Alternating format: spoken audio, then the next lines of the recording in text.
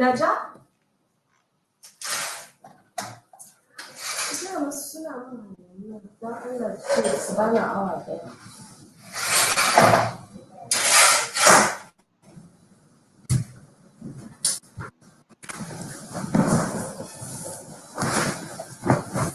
Muted, George.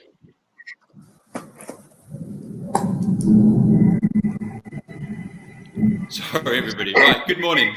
I trust you're all well, and welcome to this third webinar in the current Propak webinar series. I have to say, over the weeks we've been running these events, our team here at Montgomery have really enjoyed curating and hosting them and seeing such a positive turnout each week. Sorry guys, can I just get everyone else to put onto mute? There seems to be a bit of disruption there. As exhibition organisers, in normal times, we would of course prefer to be on the ground in Lagos, putting on a live event for you. But in a similar way, these virtual events have been able to offer us many of the exact reasons we all attend live events, which is bringing our community together to enable knowledge sharing and expert industry insight. It's also great to see so many of you using the online chat facility today, and I would encourage our audience to use this as a form of networking whilst the webinar takes place. In addition, if any of your audience today would like to ask a question to the panel, there is a live Q&A at the end of the session. To do this, please just use the Ask a Question button in the menu below. Whilst there might not be time to answer all the questions, the panel will do their best to get as many covered before the end of the broadcast. So let me not keep you any further, and let's get straight to the discussion. Today's focus is opportunities for a circular economy in Africa post-COVID-19. And to present the opening remarks and then introduce today's panel, I'd like to give a very warm welcome to Kaede Ashamu, Senior Associate of Sustainability and Climate Change, PwC Nigeria. Kaede, it's over to you. Thank you, George, for the introduction. Good morning, everyone. I am Kaede Ashamu, and I'm honored to be moderating this session alongside my colleague, Kehinde Fadare. And just like me, Kehinde is also a senior associate with the Sustainability and Climate Change team at PwC Nigeria. The topic up for panel discussion today is not only timely, but equally urgent, as circular economy is fast becoming a big deal. I would like to thank Propak West Africa for putting this important section together. Resources are becoming scarce, thus management of our shared natural resources and the way we utilize and maximize resources to minimize waste and pollutants are important targets to achieve, especially in this decade of action. Industries, businesses, and consumers need to encourage valorization of waste and injecting it back into the supply chain for reutilization. The fact remains, there's a need to embed resource efficiency in our production lines and consumption patterns. Circular economy can contribute to several different sustainable development goals, and we can therefore establish that the shift from the traditional linear economic model to circular economy is a critical aspect of our sustainable development agenda. And quite fairly, the world has responded and progressing in this regard. However, with the outbreak of COVID-19 pandemic, which has radically changed our world and influenced trend shifts across the globe, the need to examine the impact of this virus on circular economy has become important today, especially in Africa. Consumption patterns have changed, production and supply chain patterns have changed, travel patterns and protocols have changed. And now the big question, therefore, is what has changed thus far, or still likely to change as far as the circular economy is concerned? And to provide very insightful responses to this and many more, I have with me Zoran Tadić, who is the Director of Corporate Affairs and Sustainable Business in Unilever. I have Zoran Tadić, who is the General Manager of Neofyton, as well as Rukaya El Rufai, Partner, PwC Nigeria. they'll be sharing insights with us, pulling from wealth of their respective industry and consulting experiences. And like George said, should you have any question or comment, feel free to use the chat box where we'll be watching to collect questions for our panelists. And with this, a very good morning to everyone present here, especially our distinguished discussant and organizer. I welcome you home. Over to you, Kende.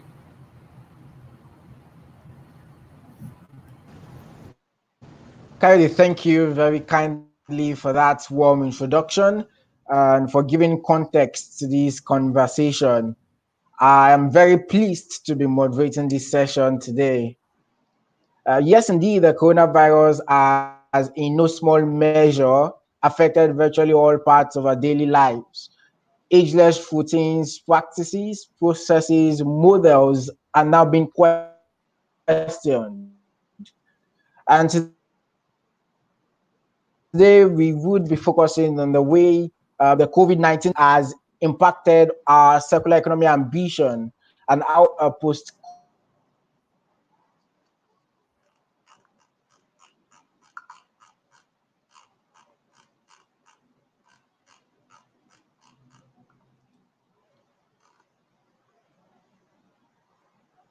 COVID-19 circular economy is likely to look like.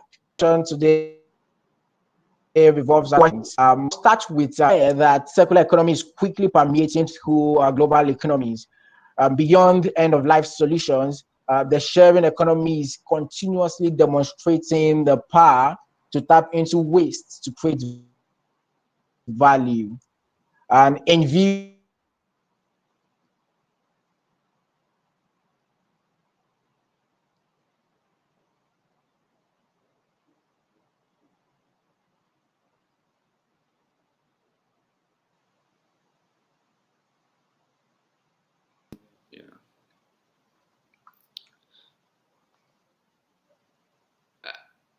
Sorry, guys, there seems to be some disruption there with Kahindi's network.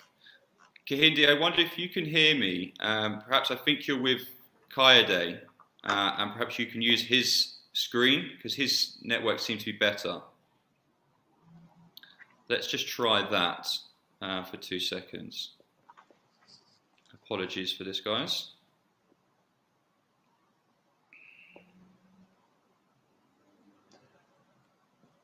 George, maybe some of the other panelists can step in before the connection is actually re-established. Yeah, I mean, if you guys wanted, Zoran, if you wanted to carry on, just whilst I try and get Kayode's and Kahindi back on, please do. And Rakaya as well. Yes, no problem. So I would give the stage first to the lady.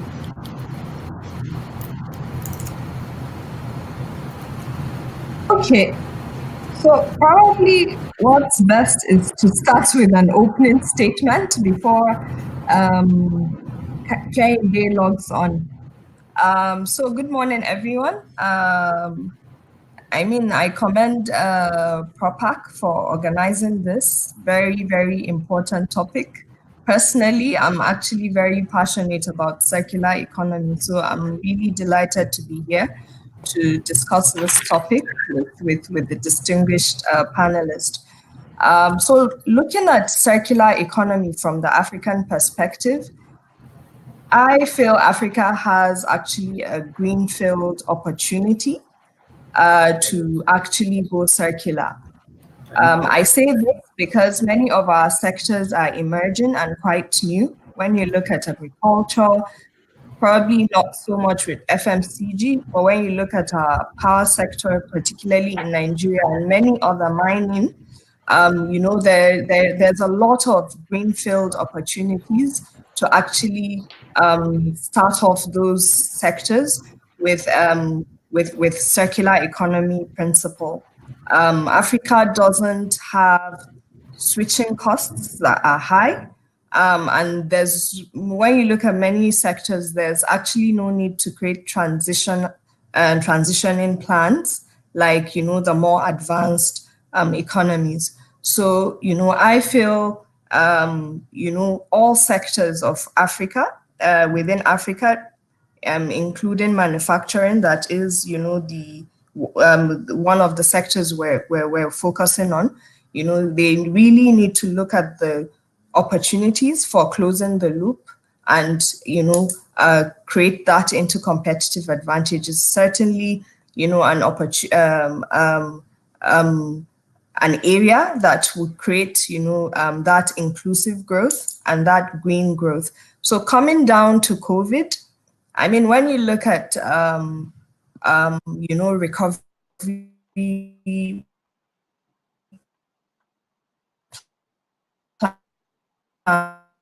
plans, they're mostly green, because COVID has actually ended up a lot of new. But what that has done is create that urgency, and it's proven that, the linear way of taking resources that are finite, and you're looking at, rapid population growth, you're looking at very fast innovation. And innovation comes out, a product is built around it. Before you know it, new technologies emerge. So it's really shortening, product life cycle.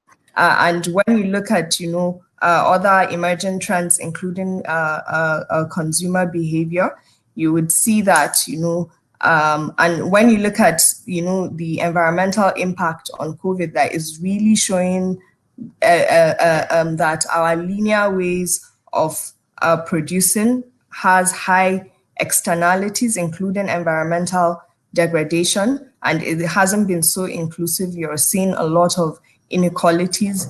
The lockdown has shown how large a vulnerable population, especially in Africa, so it's to look at closing the loops through the value chains, creating the connectors, putting in the symbiosis, and ensuring, jobs are created, opportunities emerge, and of course it requires a lot of innovation, a lot of research and development. So players, they really need to look at how to innovate and turn, a circular economy into a competitive advantage for them. So let me pause for now. I hope I didn't go on for too long, unmoderated.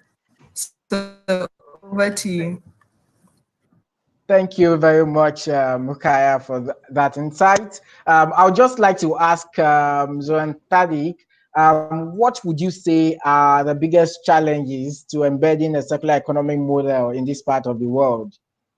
Like Mukaya has rightly said, a couple of challenges, but what would you say are the biggest ones?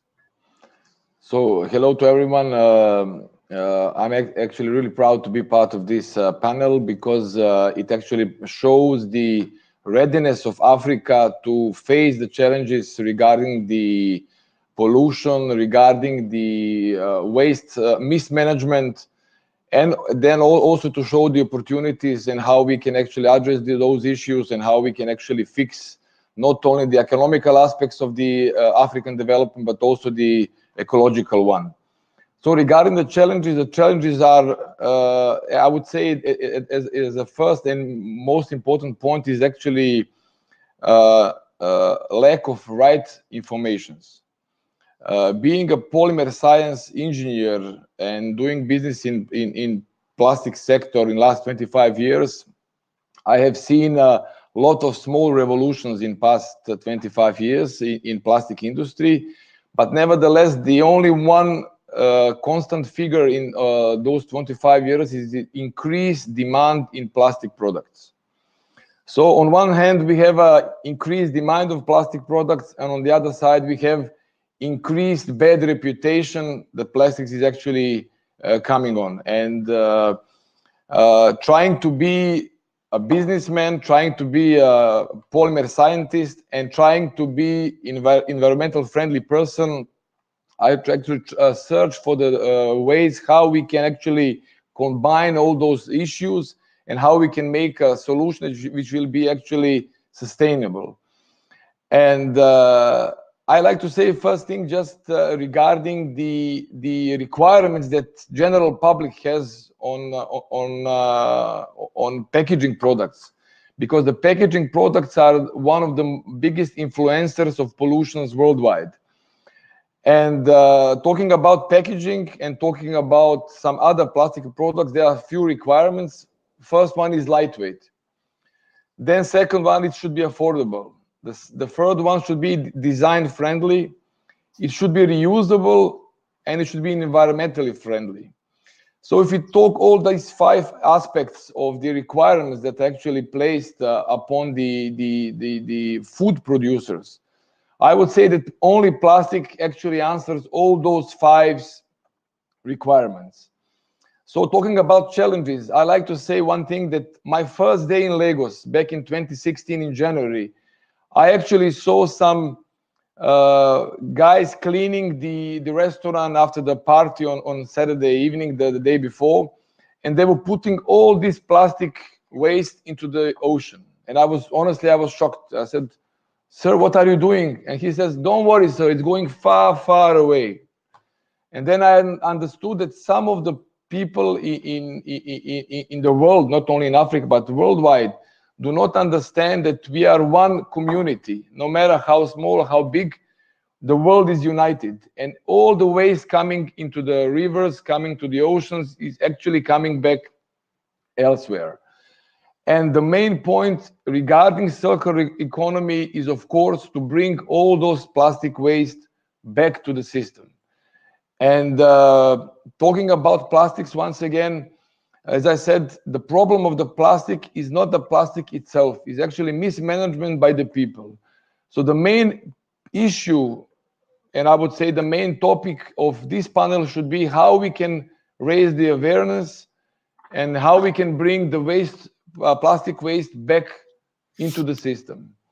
And one of the solutions that actually I came up is that we should bring a price on a plastic waste. Living in Lagos in last 4 years, at least 1.5 to 2 months per year, and I feel myself like to being a Lagos person. I've seen that there is a day-to-day struggle of young people to survive, to get some money for the food, for the shelter, for everything in Lagos.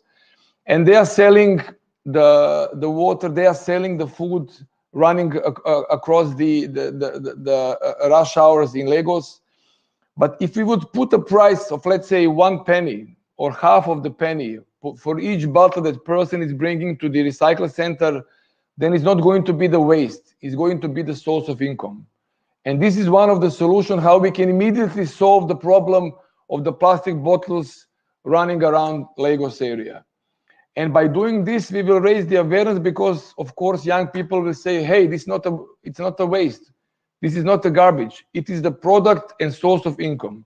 And by doing this, we will have a free labor doing job of collecting all this plastic waste, bringing to the centers. And one of these ideas can be actually handled within 1 or 2 years at maximum. So, as I said, one of the main challenge, how we can collect the plastic waste, can be addressed with the solution that I just proposed. Thank you very much. One key takeaway from that response revolves around plastics. And looking at the current trends that have emerged with COVID-19 across the world, the use of single-use plastics are on the rise as a result of COVID-19. And as a result, I will direct my next question to Sotomayor George. For example, many restaurants around the world have, in order to slow down the spread of the virus, have resorted to using packaging options, which are mostly plastics. And a lot of companies across the world have also increased the production of plastic PPEs. So it appears like the post-COVID-19 world will be that filled with a lot of plastics. What opportunities would you say that presents, opportunities or challenges as the case may be, would you say that presents to companies like yours that have expressed commitment to embedding circular economy within your supply chain?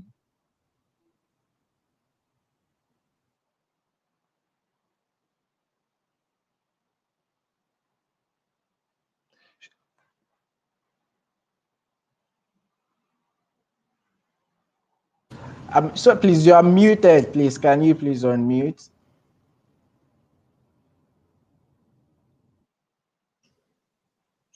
Sorry, I was already going on with my presentation. I'd said that good morning, and thank you for having me here this morning.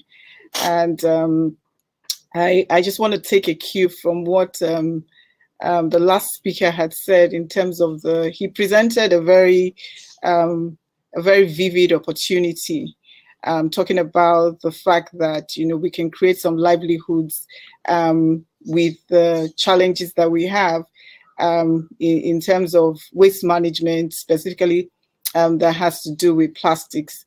The challenge of plastic waste in West Africa cities, I mean, we've seen it escalate to life-threatening levels, and I think he alluded to that. Some statistics say that 16 million tons of plastic waste are generated every day in Nigeria alone, and a lot of it still sits around in the environment. I think that the opportunities and challenges haven't necessarily changed. I think that we are really on the verge of creating a lot of the right level of awareness around the issues of waste management and plastics and circular economy in Nigeria, particularly in Nigeria. So while some of us, for Unilever, for instance, has been in it for a little while longer, you know, a tremendous amount of work was done in 2019 by both the private and the public sector. I think what the COVID situation may have brought is a momentary pause, but the work is still going on. And what I see happening is that more of the platforms that we have like this, for instance, emerged during COVID era to heighten the awareness around the need for us to do much more. So the opportunities continue to persist, especially in what the last speaker had said, for us to be create a more inclusive approach to dealing with the plastic menace, the waste management menace. So a situation where we can not only continue to drive innovations through use of recyclable material or reduction in the use of plastics in manufacturing or innovating decomposable materials, but also increasing collection for recycle, and by so doing, creating or sustaining livelihoods that may have been lost during this period. If I look at this, there are a few things that we can continue to do, which I see is one, use innovation to solve the problem of single-use plastics, like you said, and create alternatives for, you know, for single use. So we create more awareness around what companies should be doing. For instance, I did hear him allude to the fact that the boys that were throwing waste into the environment said they were going to go very far. So there's still a lot of more, you know, education for us to do. And I think there's need for us to then have a collaborative approach across all other sectors.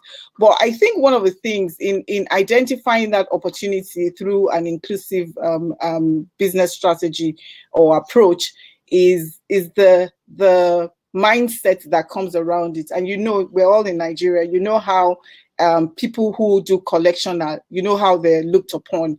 So they're sort of like looked upon as, you know, it's a livelihood that is looked upon as you know, something that is not so sexy. And I think we also need to create a lot of sexiness around, you know, that inclusive approach. So I don't want to take too much time. The point is that the opportunities and challenges haven't necessarily changed, because we are just on the verge of starting, you know, something new in circular economy in Nigeria and in West Africa. A lot of work was done in 2019. I think that what we've had with the COVID is just a pause. There's a lot more knowledge creation platforms like the one we're having today, which have continued to talk about it. And so we're going to see much more work done. But one area that we have to really hone on in Nigeria and in West Africa is that inclusive business strategy approach, whereby through the circular economy, we're creating more jobs, you know, we're creating more livelihoods. And I think this is where, if we want to, for want of words to say, this is where the opportunity then lies. That is what we must do, and that's what we must focus on, creating more jobs through circular economy. Thank you very much. I think one point that echoes across board this morning already is the need for innovation when it comes to embedding circular economy into our business processes and opportunities generally. At the same time, technological advancement seems to be something that cannot be done away with when it comes to circular economy. And I'll be directing my next question to Rukaya. For the fact that across our history as communities across the world, the growth and development of technology have played critical roles in our development. When it comes to circular economy, what do you think the private sector players like in Nigeria can do basically, and how do you think they can better leverage technology in advancing their respective circular economy ambitions? So thank you very much, Kenny, for that very, relevant and important question. When you look at the industrial era we are in, the fourth industrial revolution, there are many, technologies out there that can enable circular economy. And of course, the first and foremost is data. Big data.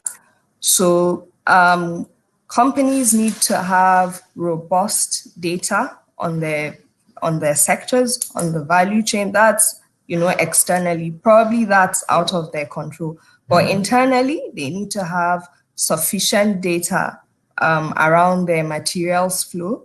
And, that would feed into, the innovation. It would inform how they can look back into their production process, how they can design products, and innovate around that. Then the second is, platforms.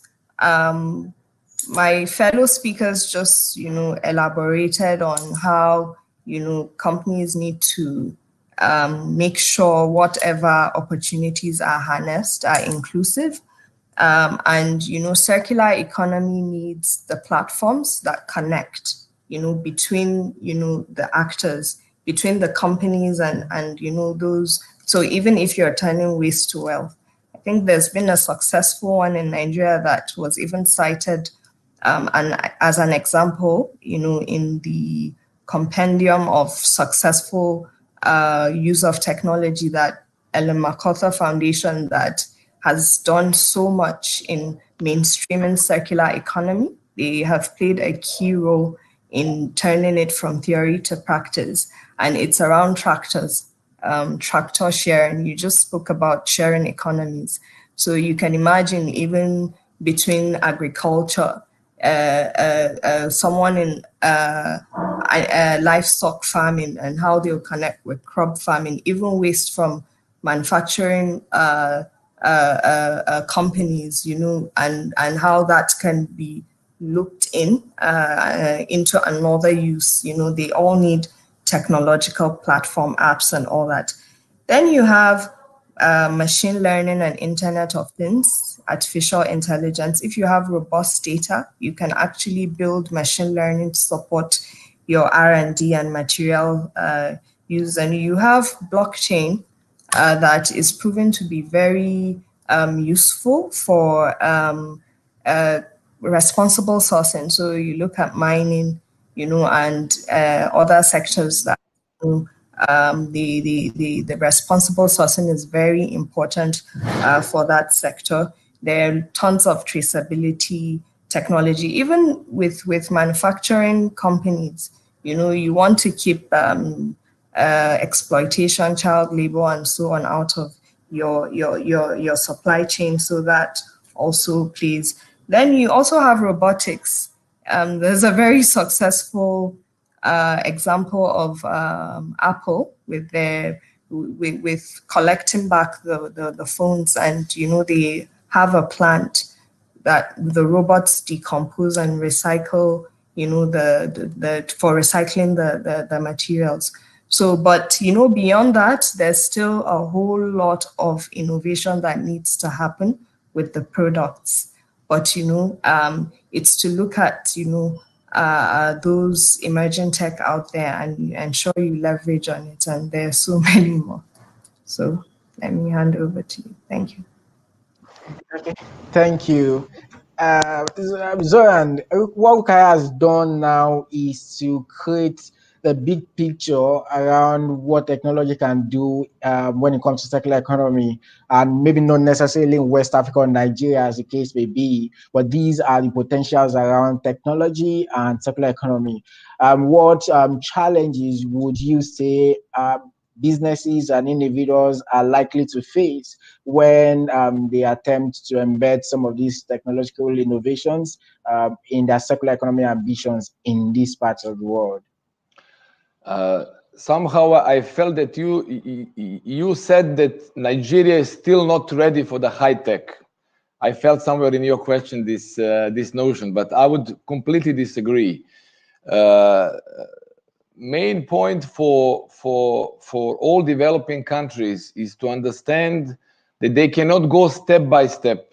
They can jump three steps ahead in order to reach the level of developing countries. And regarding technology, it's quite easy and quite simple how you can immediately become technology leader in Lagos. You simply have to buy the best equipment. Buying the best equipment means biggest investment, biggest capex in the step number one. But already in step number two, after 2 or 3 or 5 months, you will use less energy. Your cycle time of the production will be shorter. You will do it on a smaller footprint, and you will bring the best technology available currently in the world to your home market. In order to be successful, of course, you have to be surrounded with the successful people and successful partners. And being the owner and the GM of the engineering company from Europe, from Serbia, our main strategy always has been to choose only the best possible partners in certain areas. So therefore, we actually teamed up with Engel. Engel is the world leader in production of high-class injection molding machines. And most of the food packaging products are being produced on injection molding machines and mainly on Engel machines. So just to make a short example of what Rukaya just said about bringing Industry 4.0, bringing robotics, bringing big data, we already are doing this as we speak. So for instance, the biggest demand, of course, is in food packaging in Nigeria, and it's the biggest opportunity for suppliers of the high-tech machines. And we are just finishing the big projects with the Unilever company where we are going to supply the packaging solution for the cheese, for the dairy products, and everything will be absolutely high-tech. Everything will be done through robots, and nobody will touch the final product before it's actually packed and bring to the food factory. This is one of the main points. So the company Upfield that is actually buying this system, it was insisting that everything has to be fully automated and everything ultra high hygienic standards. So reaching to the high technology is not that complicated. And I would say that the West African business communities have to go immediately 2 steps front and decide to buy only the biggest quality, highest quality. Of course, it will need the support from the government. It will need support from the banks, which is, of course, we all know working in Nigeria is not always that easy.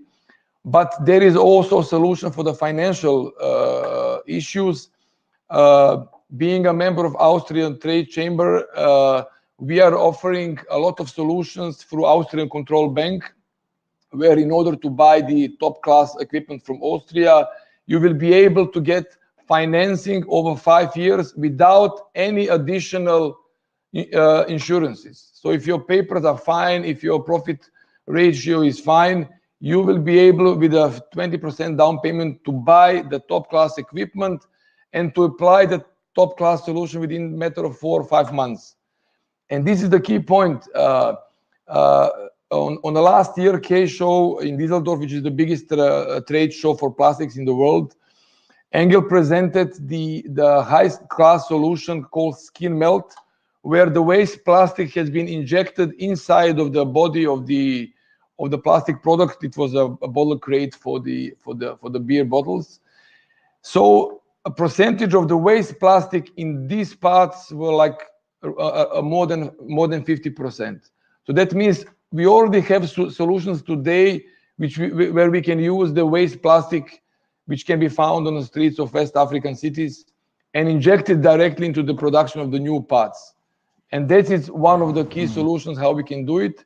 But as I said, the main step and main mindset that has to be adopted by all the business participants in West Africa is that only solution is the best technology, best quality equipment, and most sustainable equipment.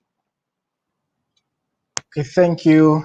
I think if there's a central point that keeps resonating across all of your responses, it's going to be around innovation.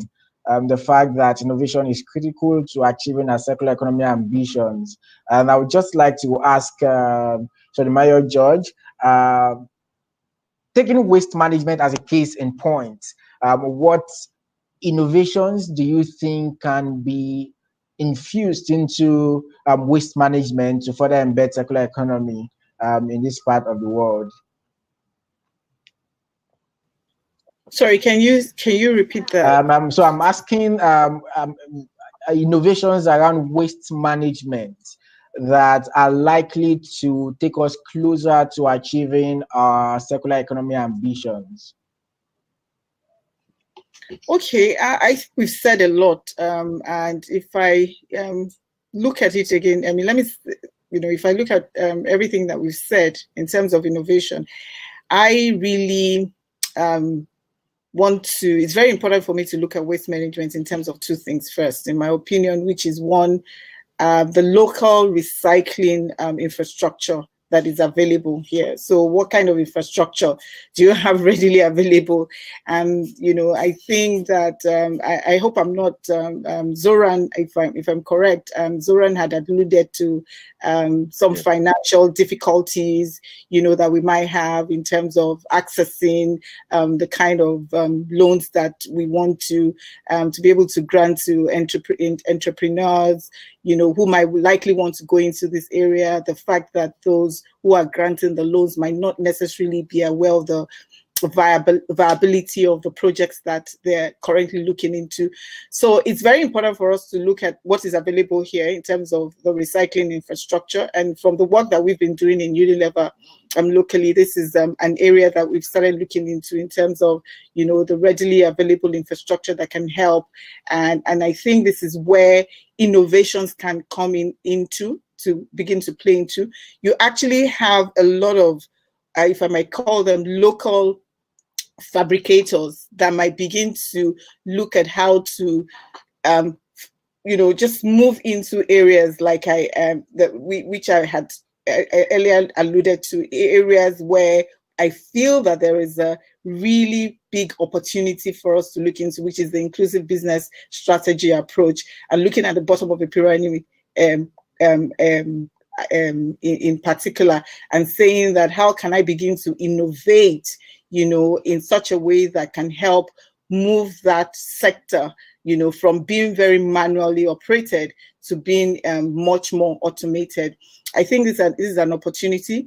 I also think that we need to look at the innovations that are most likely to fit into the culture of creating value where it matters, which again, I want to keep on going back to that inclusive business strategy, and saying that this is where we then need to begin to look at where we can begin to develop new innovations. I would like to leave it at that and probably maybe make a quote from a Chatham House report that had then alluded to something like that in 2019. And if you may permit me to read a part of it, Chatham House said, developing countries are in a strong position to take advantage of the new economic opportunities. There are large informal sectors already practice secular activities in areas such as electronic waste, e-waste and phone repairs, for example, and could engage in higher value circular economy supply chains. Moreover, with enough investment, developing countries can leapfrog developed countries in digital and materials innovation to embed sustainable production and consumption at the heart of their economies. So these are things that we need to begin to just chew on, and so that we can progress with, developing that sector. Thank you very much. No doubt, circular economy ties to the art of sustainable production and consumption, which was the last statement from that quote. Then I will ask Ukaya a very direct question. What incentives or strategies are likely to motivate increased adoption of circular economy in Nigeria? Because it seems like it's important for our development ambitions. How best can businesses or individuals be incentivized into embedding circular economy principles?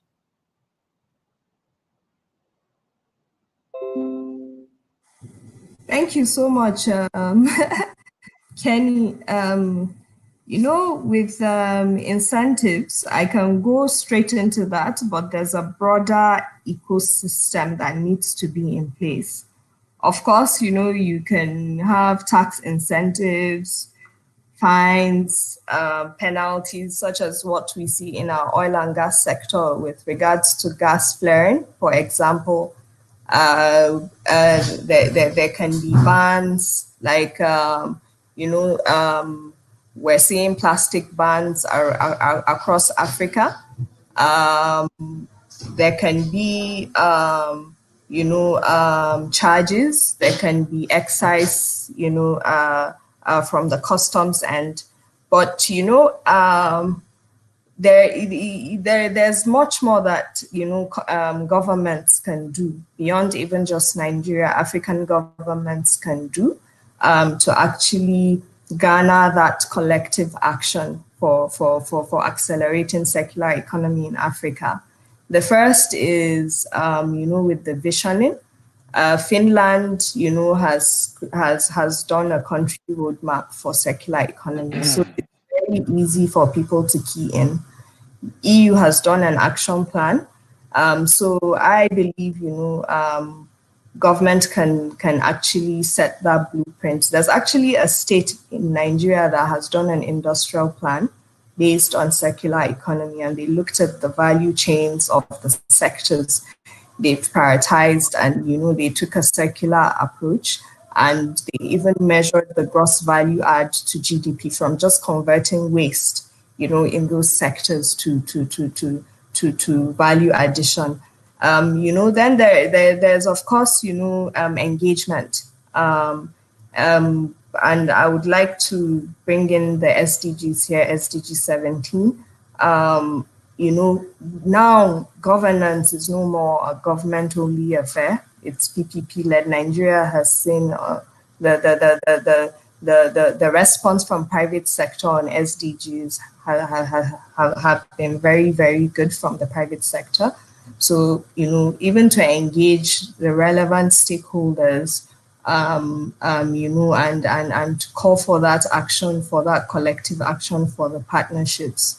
Then, of course, with creating some financing around some of the infrastructure. For example, we just spoke about, the recycling infrastructure, for example. But I'm actually hopeful that Nigeria would get to actually embed proper circular economy where we design out waste and pollution. So we're hoping in the long term that even what is produced, the end life is cradle to cradle, and the worst case scenario is compostable, even if it's not going to be looped back. There's a regulatory part and the urban management as well, where government can, with better planning as well, so that's the wider ecosystem. But incentives would work if they would enforce it, because we have very low tax morale, Unfortunately, in Nigeria, I don't know how effective incentives would be, probably maybe with financing and financing business models or initiatives that a private sector have, and kind of creating that enabling environment would go a long way. Thank you. Okay, thank you. Thank you very much, Kaya. There's a question for Zoran by David. He noticed that your presentation emphasized a lot on automation, and he was concerned about the social aspect of it. I guess this speaks to debates around technology taking up jobs and all. So his question is, how would you advise a balance is maintained when it comes to making technology a critical part of circular economy while not taking away the social responsibility of job creation? Yes, it's a very good question, and the usual concern of the local employers is, does increased automation decrease need for the job creation? And this is how I would like to paraphrase. Of course, in the first step, if you bring more efficient machine, which is able to produce more products per minute, then of course, then you don't need 2 machines, 3 machines, and then of course you don't need 2, 3, or 4 guys handling those machines. So we have actually opposite requirements. On one side, we like to be more sustainable and less CO2 emission, or to be more energy efficient. And on the other side, we want to create jobs. And these are 2 things which sometimes collide to each other. But in order to be able to address the ecological aspects, of course, you have to go into the more efficient equipment and more ecologically friendly equipment. On the other side, people that anyhow do not have a job anyhow, they have to find a ways to educate themselves, and of course to find a way how to create new value through the circular economy. As I said, bringing all this plastic waste is one of the solution. Working at the recycle centers is a second solution. Educating, promoting the ideas regarding circular economy can be one of the solutions. But most importantly, we have, regarding packaging itself, we don't have a local producers on a high-tech level at the moment in Nigeria. Most of the packaging is being produced elsewhere and then imported to Nigeria. By localizing more production in Nigeria, we will have a less CO2 footprint, because we will not bring the parts from Europe or from the United States or from South Africa, for example, to Nigeria, but we are going to produce it locally. Opening more production facilities will create more jobs. And this is the key point. We don't have a high-tech packaging industry currently in Nigeria, especially for the food packaging, like in-mode labeling and those kinds of technologies. So if we are creating the non-existing technology and we are creating new job opportunities anyhow, and this is one of the key messages, that localizing production in Nigeria and less import of the packaging goods to Nigeria is both creating new jobs, and on the second, it's actually reducing the CO2 emission by transporting all these parts from the other parts of Africa or the world. Talking about PET, for example, we know that Coca-Cola decided recently that all the packaging in next 5 years will be in a PET bottles, the plastic bottles that we see in all the supermarkets. So Coca-Cola, as the global leader in soft drink production, has decided that PET is the plastic material of choice for the biggest producer. That means that they actually calculated that it's not only the economical aspect, but also ecological aspects are addressed, and that PET is the right solution for them. Most of the people that actually are advocating against plastics and advocating for glass or advocating for aluminum cans, they do not advise properly the public on advantages of using plastic, because the main advantage of using, for example, PET that Coca-Cola decided to use, is that once the bottle is produced, it's going automatically to the filling station and you have the final product packed. In case of glass, you have to make the glass, which is 10 times heavier. Then you have to use a hot water and the detergent to clean up this glass bottle. Then you have to fill it in, and then you have to spend much more on gas and on bigger trucks to transport glass-packed products. So this is one of the main points also regarding the ecological aspect of the circular economy. Plastic is 100% recyclable. And our Italian partner called SIPA, which is producing machines for the PET bottles, has just recently developed a system which can recycle 100% of plastic waste into the new plastic bottles. And this is really the best. You have the localized production, you have the local guys bringing the plastic waste, washing the plastic waste, and immediately feeding into the production of the new packaging, which is going to be filled in again in Nigeria. So the complete circular economy means not only circular from the ecological aspect, but means it's circular within borders of Nigeria or Ghana or West Africa itself. And this is also one thing that I like to address, from that waste has to have a price on it in order to be the product. And second point, circular means closed loop production within borders of West Africa countries. Okay. Thank you very much. From your response, it appears like it's a win-win. It's a win-win. Yes. We contribute to environmental conservation and at the same time create more opportunities for locals within the countries to get jobs.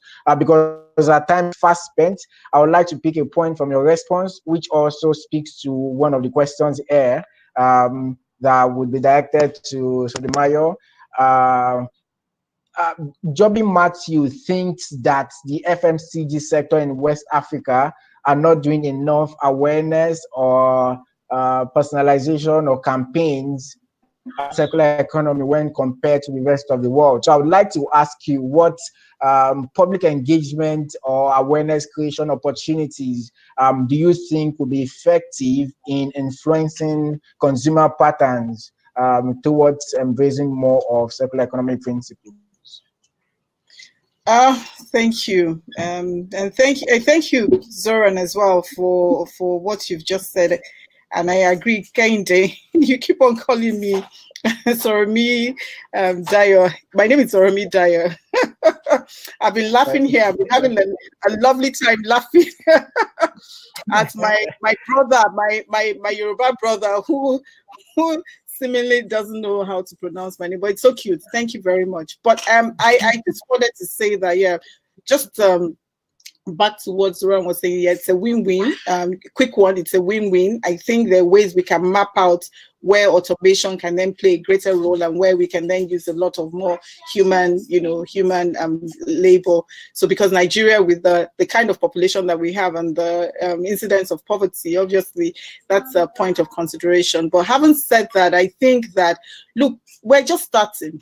Like I said when I was opening, 2019 was a critical year for us in terms of circular economy. A lot of things were done, policies from the Ministry of Environment, NESRA coming in. There's a private sector coalition, FIBRA, from the Food and Beverage Recycling Alliance. And we're just putting ourselves together and really just organizing ourselves. So there's still a lot of potential opportunities. Companies like Unilever, and everywhere that I speak, I hear Unilever and Unilever. We've really gone further. We started the work that we're doing in terms of waste management and specifically plastics in 2014. And last year we've been working with an organization called Recyclers, and we then decided to go into a lot of awareness building, because we found out that the awareness, again, like what Zoran had said, wasn't very high. So people don't know when they dump waste that's money they're dumping, or that's wealth that they're dumping, and they're saying that it's going to go far. They don't understand. So we need to do some awareness creation. unfortunately, COVID truncated that, and we had to claw back. But the communication strategy around circular economy has to be varied. So it has to be varied at the bottom of the pyramid. The strategies have to be different. You have to look at the different channels by which you can carry out that communication strategy.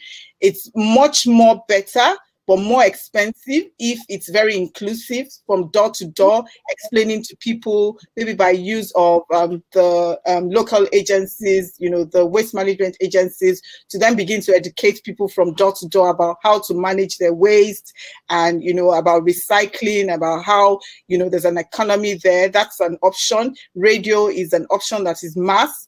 At the very high premium level, obviously people are more educated, so you can look at channels, your digital channels. So there are various ways, depending on where we're focused on, right, to be able to create that massive awareness. But I do hear you when you say that a lot hasn't been done, but we then need to understand the stage at which we are in West Africa. And the reason why we're here on this platform is because we believe that there are opportunities to be harnessed. There's opportunities for more collaboration and for more work. And you'll see that coming up in the next couple of years. I think we got like Kendi earlier said, I think we were sort of like, there was a momentary there was a pause, because of COVID, but there's still a lot of work still going on and partnerships being formed. So, Kenny. Thank you very much. Okay, now thank you, Somidayo, that I get it well. Okay, so I would like to pick a statement from what you just said and I had a question to you. Okay, I know our time is fast spent, so if you can just respond in 1 minute, then I'll give us all 30 seconds each to make our final statements. So I know partnerships and collaboration is critical, and I was so happy when you had mentioned FBRA earlier. It's critical to advancing circular economy ambitions anywhere, West Africa or any other part of the world. How do you think the public and private sector players in Nigeria can better leverage partnerships and collaborations, especially in the wake of the new challenges posed by COVID-19? You can respond in about 1 minute. Okay. So thanks, Kenny, for that. I mean, Sumi Dayo, I hope I don't bungle as well. Like, don't call me Dayo for short. Dayo. So Dayo has mentioned, and I think I touched a bit about collaboration and partnership when I spoke earlier on the wider ecosystem, or when you asked me a question on incentives. Once each private sector company is able to look at circular economy as a potential competitive advantage that would make their business more resilient and more future-proof with the disruption, and they actually take end producer life, end producer responsibility, end life producer responsibility very seriously. They would come together. You would see, Dayo has already mentioned the FIBRA initiative. We've seen the private sector alliance group on SDGs. We're seeing private sector themselves coming together on things around impact investing, for example. Because when you look at the future landscape, responsible investing, responsible sourcing, climate change, these are mega trends and disruptions that would come. With groups like that, and of course, government also needs to actually take the wheels and steer, the industry. They need to actually take leadership and bring everybody together to actually form those necessary partnerships. Like I mentioned earlier, they have to put out a clear vision and guide everybody. And you see private sector will take cue. And listen, we were sustainability report, and everybody wants to report how they're contributing to the national agenda. So once government is able to put that vision out and private sectors take it seriously, they walk the talk with their sustainability strategies and that end life producer responsibility seriously. And they hopefully the maturity levels with knowing that circular economy will indeed create a competitive advantage for them. You'd see the partnerships forming, and the investors too have their own part to play with responsible investing. So thank you. Thank you. Okay. I still see quite a number of questions in the question box, but because of our time, I know some of the responses from our panelists have addressed some of these questions in one way or the other. And I'm hoping that for some that have not been addressed, the final words from our panelists would hopefully touch on them. So I will start with Zoran, your final statement in about 30 seconds, please. Yes, going back to previous statement from Dio regarding sexiness of the circular economy. I have one idea. Going around Lagos, I've seen that Nigerians, as a proud nation, they like to be part of the nice system. And bringing sexiness to the circular economy at the first stage in bringing all this plastic waste, it can be addressed by supporting coming from government, that it has to be the government initiative where the people that are bringing all this plastic waste into the recycle centers can have a nice dresses. And when you have a nicely dressed person, they will be the heroes of ecology. And this is one of the ideas how we can address the sexiness issue. This is one point. Then we are going to be feeding with the actually cheap raw material, because the new raw material costs like $1.1 or $1.2 per kg, and the waste plastic costs 0.3, 0.4.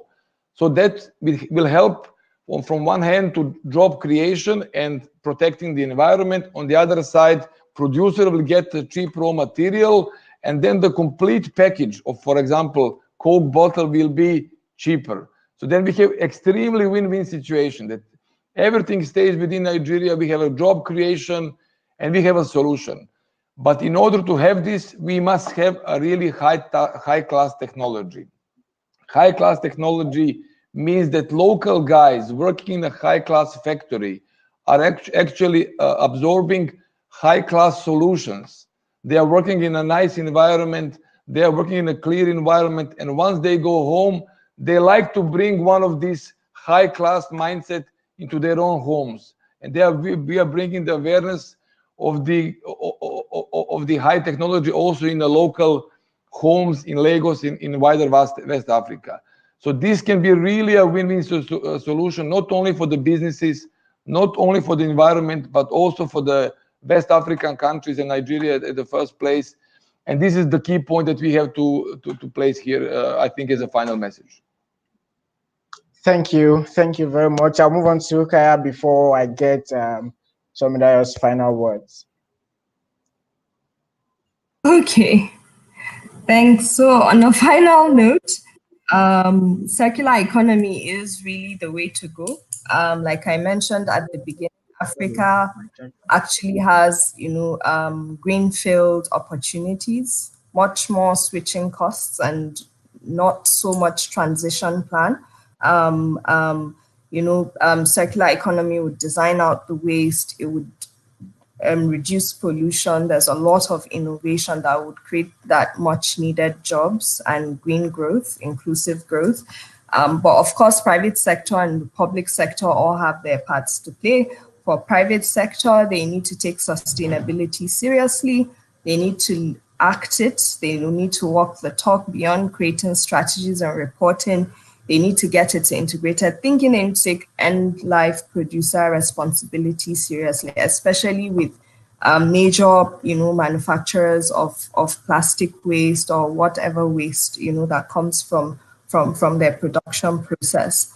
For public sector, it's to create the vision, to put in the right regulations and to be able to enforce it, to also, create that enabling environment, because there's a lot investment that needs to happen to even get out the plastics and other wastes that are already existing, and also, incentivize, innovation and business models that would help solve these phenomena around, plastic waste, other wastes, and pollution.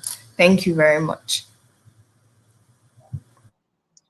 Thank you. I think Somidayo's network had a bit of an issue.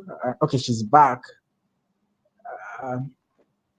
Okay, just a moment. I'm hoping to get her on. Okay, she's back. Somidayo, over to you. Your final words, please.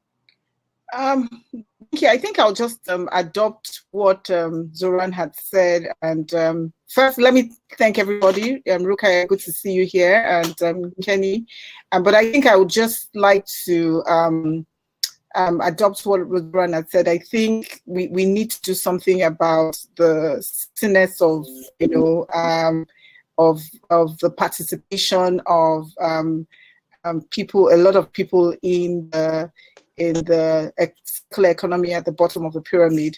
And I would like us to take that as one of the action points that would come out of this session, so that COVID allowing, that we may be able to do something about that in terms of looking at the incentives and the opportunities, and how to make it something much more acceptable culturally, maybe sometime next year. So that will be my closing and final words. Thank you very much. And it's been a lot of insightful comments and everyone, and as the fact that our final words captured what the call to action is. And I think if there's anything I would take away from this turn, it revolves around the need for innovation as far as circular economy is concerned, and the need to make circular economy a lot more attractive for everyone to embed and embrace. And as well, the fact that technology is critical to advancing our circular economy ambitions. I'm optimistic that we would, as a people across Nigeria, see and witness growth as far as circular economy is concerned. At this point, I would like to hand over to my colleague, Kayode, to give the closing comments. Thank you.